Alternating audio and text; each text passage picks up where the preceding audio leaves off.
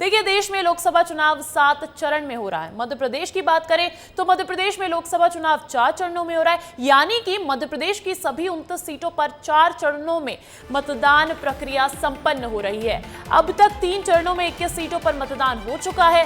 चौथे और अंतिम चरण में 8 सीटों पर 13 मई को मतदान होना है, यानी कि कल सभी 29 सीटों को जीतने के लिए प्रदेश में भारतीय जनता पार्टी संगठन के सभी नेताओं ने जी तोड़ मेहनत की है। चुनाव में प्रचार के लिए सीएम डॉक्टर मोहन यादव ने भी दिन रात एक कर दिया है। अकेले मुख्यमंत्री डॉक्टर मोहन यादव की बात करें तो उन्होंने लोकसभा चुनाव का नोटिफिकेशन जारी होने के बाद से ही एक दिन भी आराम नहीं लिया है। वो लगातार चुनाव प्रचार प्रसार कर रहे हैं। सीएम डॉक्टर मोहन यादव प्रदेश की सभी 29 लोकसभा सीटों पर पहुंचे। इस दौरान उन्होंने 178 विधानसभाएं कवर की। यहां उनके कार्यक्रम हुए। मुख्यमंत्री ने 139 सभाएं ली, 49 रोड शो किए हैं और सीएम 29 में से 25 प्रत्याशियों के नामांकन में खुद शामिल हुए। सीएम 13 अलग अलग जिलों में रात में भी रुके हैं। तो ये ताबड़तोड़ प्रचार प्रसार का ये पूरा आंकड़ा विस्तार न्यूज ने आपको बताया। देखिए, पहली बार के सीएम डॉक्टर मोहन यादव, ऐसे में भारतीय जनता पार्टी की तरफ से स्टार प्रचारक बनाया गया सीएम डॉक्टर मोहन यादव को, और आंकड़े कहते हैं कि रिकॉर्ड तोड़ प्रचार किया है सीएम डॉक्टर मोहन यादव ने। इस खबर पर अधिक जानकारी के साथ जुड़ गए हैं मेरे सहयोगी विवेक पांडे। विवेक, ये रिकॉर्ड तोड़ चुनाव प्रचार प्रसार सीएम मोहन यादव की तरफ से।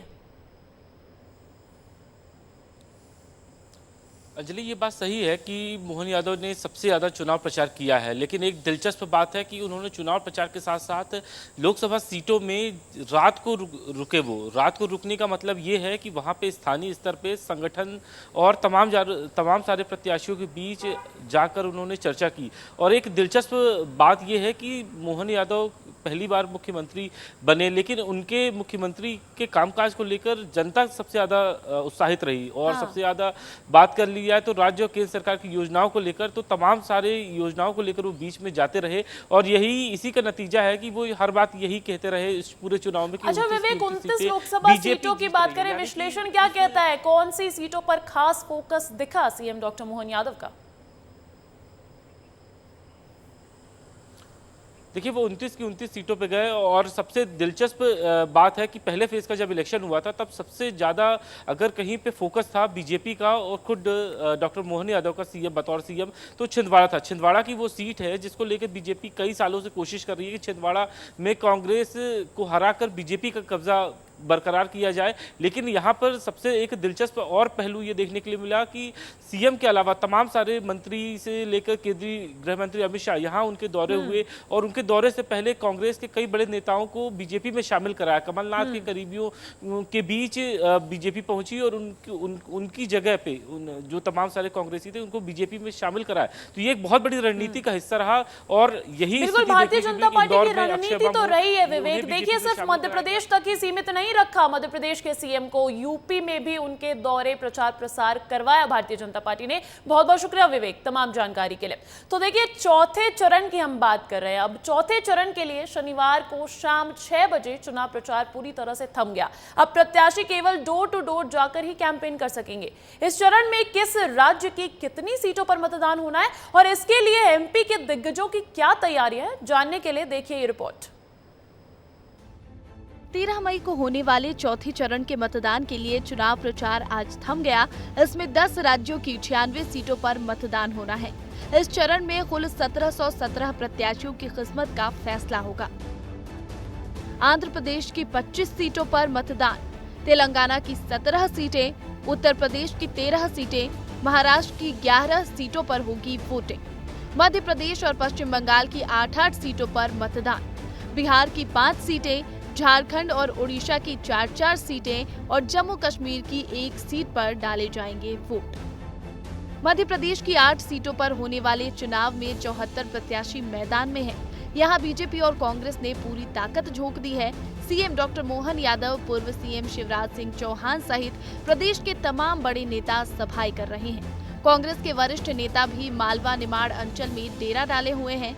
पिछले दिनों इस अंचल को साधने के लिए प्रधानमंत्री नरेंद्र मोदी ने धार और खरगोन, तो राहुल गांधी ने रतलाम और खरगोन में सभाएं की। देवास, उज्जैन, मंदसौर, रतलाम, धार, इंदौर, खरगोन और खंडवा में चुनाव। कुल 74 प्रत्याशी के भाग्य का होगा फैसला। इंदौर में सबसे अधिक 14 प्रत्याशी तो खरगोन में सबसे कम 5 प्रत्याशी मैदान में। चुनाव प्रचार के आखिरी दिन बीजेपी और कांग्रेस ने पूरी ताकत झोंक दी। मध्य प्रदेश के सीएम डॉक्टर मोहन यादव ने इंदौर, रतलाम और मंदसौर का दौरा किया, तो वहीं बीजेपी प्रदेश अध्यक्ष वीडी शर्मा ने धार, देवास और आगर मालवा में चुनावी सभाओं को संबोधित किया। अब देखना है कि दिग्गजों की ये मेहनत कितनी रंग लाती है। ब्यूरो रिपोर्ट, विस्तार न्यूज। तो देखिए, सीएम डॉक्टर मोहन यादव की भी अगर हम बात करें तो उन्होंने ताबड़तोड़ प्रचार प्रसार किया। इसी सिलसिले में वो इंदौर पहुंचे थे। इंदौर में सीएम डॉक्टर मोहन यादव ने कहा कि इंदौर और मालवा में बीजेपी की ऐतिहासिक जीत होगी। उन्होंने कहा कि आजादी के बाद पहली बार कांग्रेस की हवा निकल गई। उन्होंने दावा किया है कि लोकसभा चुनाव में बीजेपी की सीटें 400 पार आएंगी। कितने बुरे दिन आएंगे मैं समझ नहीं पा रहा और कितने बुरे दिन आए। आजादी के पहले से आज तक कभी ऐसा नहीं हुआ कि कांग्रेस ने लोकसभा या विधानसभा चुनाव के पहले ही पहली बार घुटने टेकते हुए इतिहास में यहाँ कांग्रेस के प्रदेश के द्वारा हम सब जानते हैं समाजवादी पार्टी के माध्यम से खजुराहो सीट में कांग्रेस ने कॉम्प्रोमाइज करके किसी दल के साथ मिलकर के पहली बार चुनाव लड़ने का निर्णय किया। ये निर्णय ये बताता है कि कांग्रेस अंदर से पूरी खोखली हो गई। देखिए, दिल्ली में सियासी सरगर्मी तेज है, लेकिन वो सरगर्मी अब मध्य प्रदेश भी आ पहुंची है। जेल के बाहर आते ही केजरीवाल का आक्रामक रुख देखने को मिला और इस आक्रामकता को आगे बढ़ाते हुए केजरीवाल ने शिवराज सिंह चौहान का नाम लेकर बीजेपी पर जमकर हमला बोला। वहीं मध्य प्रदेश के मुखिया सीएम डॉक्टर मोहन यादव ने भी केजरीवाल के वार पर जमकर पलटवार किया। देखिए ये वार पलटवार की रिपोर्ट। दिल्ली में जब अरविंद केजरीवाल अपनी सियासत की भट्टी को तपा रहे थे तो उसकी आंच मध्य प्रदेश तक भी पहुंच रही थी, क्योंकि संदर्भ में मध्य प्रदेश की सियासत थी और उसके पीछे का नाम था शिवराज सिंह चौहान। लिहाजा मध्य प्रदेश के जनतंत्र से भी इस बार पर पलटवार आना तय था। इसलिए पहले चलिए आपको सुनवाते हैं कि केजरीवाल ने आखिर ऐसा क्या कहा है जिससे मध्य प्रदेश और छत्तीसगढ़ की सियासत उफान पर है। आडवाणी जी की राजनीति खत्म कर दी इन्होंने, मुरली मनोहर जोशी की राजनीति खत्म कर दी, सुमित्रा महाजन की, शिवराज सिंह चौहान जिसने मध्य प्रदेश का चुनाव जीत के दिया इन लोगों ने, शिवराज सिंह चौहान ने उसको मुख्यमंत्री नहीं बनाया, उसकी राजनीति खत्म कर दी। वसुंधरा राजे की राजनीति खत्म कर दी इन्होंने, खट्टर साहब की राजनीति खत्म कर दी, डॉक्टर रमन सिंह की राजनीति खत्म कर दी। अब अगला किसका नंबर है? अब जब केजरीवाल ने मध्य प्रदेश की राजनीति में कूदने का फैसला कर ही लिया तो मध्य प्रदेश के मुखिया सीएम डॉक्टर मोहन यादव का पलटवार करना तो लाजमी था। सीएम डॉक्टर मोहन यादव ने ईंट का जवाब पत्थर से देते हुए केजरीवाल को वेंटिलेटर पर पड़ा हुआ मुख्यमंत्री बताया है। सारे मतदाताओं का अपमान है ये, और एक के बाद एक केजरीवाल जैसे व्यक्ति जो ऐसा माना जाता था कि वो इस सब बातों को समझते हुए व्यवहार करेंगे, लेकिन पता नहीं परमात्मा ऐसा परीक्षा लेता है कि जिसका समय खराब आता तो वो ऐसे निर्णय करता है। पहली बात तो उनको एज ए सीएम जेल जाना नहीं चाहिए था, और दूसरी बात जेल गए तो बेल ऐसी एक्सेप्ट करके आना कि जब आपके साइनिंग आपको अगर 24 घंटे में एक दिन भी, एक तो छोड़ो 1 घंटा भी सीएम अगर अपनी कुर्सी पे रह कर के साइन नहीं कर सके, इससे बड़ा दुर्भाग्य क्या होगा। ये तो बहुत बड़ा अपमान है। अब जब पड़ोसी के घर में कोई बाहरी घुसपैठिया आ जाए तो पड़ोसी भला कैसे चुप बैठ सकता है।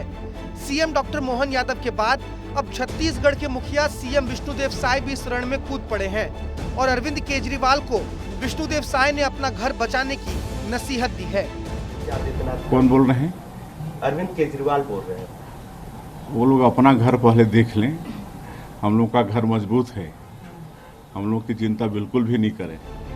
अरविंद केजरीवाल, सीएम डॉक्टर मोहन यादव और सीएम विष्णुदेव साय के बीच की इस तकरार ने लोकसभा चुनावों के बीच राजनीतिक माहौल में और भी सरगर्मी पैदा कर दी है। केजरीवाल के तिहाड़ से बाहर आते ही उनके तेवर में भी बड़ा बदलाव आ गया है। हालांकि अब केजरीवाल के ये तेवर इंडिया गठबंधन की पंक्चर गाड़ी में कोई जान फूंक पाते हैं या नहीं, ये तो वक्त ही बताएगा। ब्यूरो रिपोर्ट, विस्तार न्यूज। देखिए लोकसभा चुनाव के चरण दर चरण मतदान चल रहे हैं। ऐसे में कल चौथे चरण का मतदान होना है और उसमें मध्य प्रदेश की 8 सीटें शामिल है। इसी बीच बड़ी खबर मिल रही है, लोकसभा की 8 सीटों पर आज से मतदान सामग्री का वितरण शुरू। सुबह से ही रवाना हुई पोलिंग पार्टियां और चौथे चरण में 1,63,00,000 मतदाता करेंगे वोट। साथ ही साथ ये जानकारी भी मैं आपको दे दूं कि हर लोकसभा सीट पर सुबह 9 बजे से 11 तक रिटर्निंग ऑफिसर को करनी होगी पोलिंग परसेंटेज की समीक्षा। पोलिंग परसेंटेज इस बार की एक ऐसी चिंता का विषय बना हुआ है क्योंकि लगातार मतदान प्रतिशत कम होता जा रहा है। लेकिन इसी बीच ये बड़ी खबर निकल कर आ रही है जहां कल चौथे चरण का मतदान होना है। ऐसे में मध्य प्रदेश की भी 8 सीटें शामिल है। लोकसभा की 8 सीटों पर आज से मतदान सामग्री का वितरण शुरू हो चुका है। सुबह से ही रवाना हो चुकी है पोलिंग पार्टियां और चौथे चरण में 1,63,00,000 मतदाता करने वाले हैं वोट। एमपी की 8 सीटें कौन सी हैं? एमपी की वो 8 सीटें जहां पर चौथा चरण और अंतिम चरण है मध्य प्रदेश के लिए। ये जानकारी भी मैं आपको दे दूं, वो 8 सीटें मध्य प्रदेश में चौथे चरण में 8 सीटों पर वोटिंग होनी है। किन सीटों पर वोटिंग होनी है वो भी आपको बता देते हैं। देवास, इंदौर, उज्जैन, धार, रतलाम, मंदसौर, खरगोन और खंडवा लोकसभा सीट पर 13 मई को मतदान होगा, यानी कि कल यहां पर वोटिंग होनी है। और इन सीटों पर बीजेपी और कांग्रेस में ही मुख्य मुकाबला है। हालांकि इसमें से इंदौर की बात कर ले तो एक तरीके से भारतीय जनता पार्टी को वॉकओवर मिलता नजर आ रहा है क्योंकि अक्षय बम के भारतीय जनता पार्टी को ज्वाइन कर लेने के बाद कांग्रेस के पास कोई प्रत्याशी नहीं बचा है। ऐसे में कांग्रेस नोटा का समर्थन करती नजर आ रही है। लेकिन बाकी बची 7 सीटों पर मुकाबला कांग्रेस और भारतीय जनता पार्टी के बीच है। तो देवास, इंदौर, उज्जैन, धार, रतलाम, मंदसौर, खरगोन और खंडवा, ये वो 8 सीटें जहां पर कल वोटिंग की जानी है। और ऐसे में ये बड़ी जानकारी निकलकर सामने आ रही है कि मतदान प्रक्रिया की तमाम तैयारियां शुरू हो गई है। मध्य प्रदेश में चौथे चरण में 8 सीटों पर वोटिंग होनी है और इसी सिलसिले में अब मतदान प्रक्रिया शुरू हो गई है। सामग्री वितरण शुरू हो गया है। सुबह से ही पोलिंग पार्टियां रवाना हो चुकी है। चौथे चरण में 1,63,00,000 मतदाता करेंगे वोट। ऐसे में सुरक्षा के भी इंतजाम किए जा रहे हैं और हर लोकसभा सीट पर सुबह 9 बजे से 11 तक रिटर्निंग ऑफिसर को करनी होगी पोलिंग परसेंटेज की समीक्षा। तो देखिए ये बड़ी जानकारी निकलकर सामने आ रही है कि जहां कल चौथे चरण की सीटों पर एमपी की अगर मैं बात कर लूं तो 8 सीटें शामिल है। अगर देश की बात कर ले तो 10 राज्यों की 96 सीटों पर मतदान होना है कल, जिसमें से 8 मध्य प्रदेश की सीटें हैं। मालवा निमाड़ का वो एरिया जहां पर वैसे तो भारतीय जनता पार्टी की ही पकड़ मानी जा रही है, लेकिन कांग्रेस पार्टी की तरफ से तमाम प्रचार प्रसार में देखा गया है कि विश्वास अभी भी कायम है। तो देखिए लोकसभा की 8 सीटों पर आज से मतदान सामग्री का वितरण शुरू हो गया है। सुबह से ही रवाना हो चुके हैं पोलिंग पार्टियां। तमाम वीवीपैट ईवीएम मशीनों का इंतजाम किया जा रहा है, सामग्री बटोरी जा रही है। और चौथे चरण में अगर मतदाताओं की बात करें तो 1,63,00,000 मतदाता करेंगे वोट। इसी के साथ साथ ये जानकारी भी मैं आपको दे दूं कि हर लोकसभा सीट पर सुबह 9 बजे से 11 बजे तक रिटर्निंग ऑफिसर को करनी होगी पोलिंग परसेंटेज की समीक्षा। तो देखिए ये बड़ी जानकारी, बड़ी अपडेट निकलकर सामने आ रही है। मध्य प्रदेश में 8 सीटों पर मतदान होना है चौथे चरण के तहत और इसी के साथ साथ ये लोकसभा चुनाव मध्य प्रदेश के लिए संपन्न हो जाएगा। चुनाव प्रचार प्रसार की जो प्रक्रिया है वो कल ही शाम 6 बजे थम गई थी और उसके बाद से अब विकल्प बचता है प्रत्याशियों का डोर टू डोर कैंपेन करने का। और ऐसे में अब लगातार तैयारियां शुरू हो चुकी है क्योंकि देखिए कल सुबह से ही मतदान की प्रक्रिया शुरू हो जाएगी इन 8 सीटों पर। और कौन सी वो 8 सीटें हैं वो भी हमने आपको बताया। देवास, इंदौर, उज्जैन, धार, रतलाम, मंदसौर, खरगोन और खंडवा, ये वो 8 सीटें हैं जहां पर 13 मई को वोटिंग होनी है।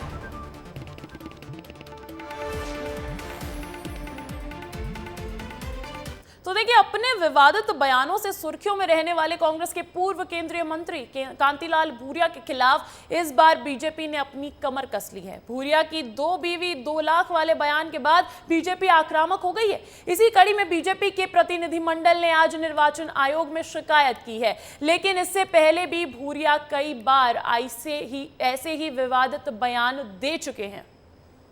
इसकी 2 पत्ते तो 2 लग जाएगा, इसकी 2 पत्ते तो 2 लग जाएगा। कांतिलाल भूरिया महिलाओं के अधिकार को मार के जिस प्रकार से प्रथा को आगे बढ़ाने की बात कर रहे हैं, उनके मुस्लिम लीग का जो मैनिफेस्टो है उसको एक कदम आगे बढ़ावा देता है। पूर्व केंद्रीय मंत्री और कांग्रेस के वरिष्ठ नेताओं में से एक कांतिलाल भूरिया के 2 बीवी 2 लाख वाले बयान ने अपनी ही टीम को हिट विकेट कर दिया है।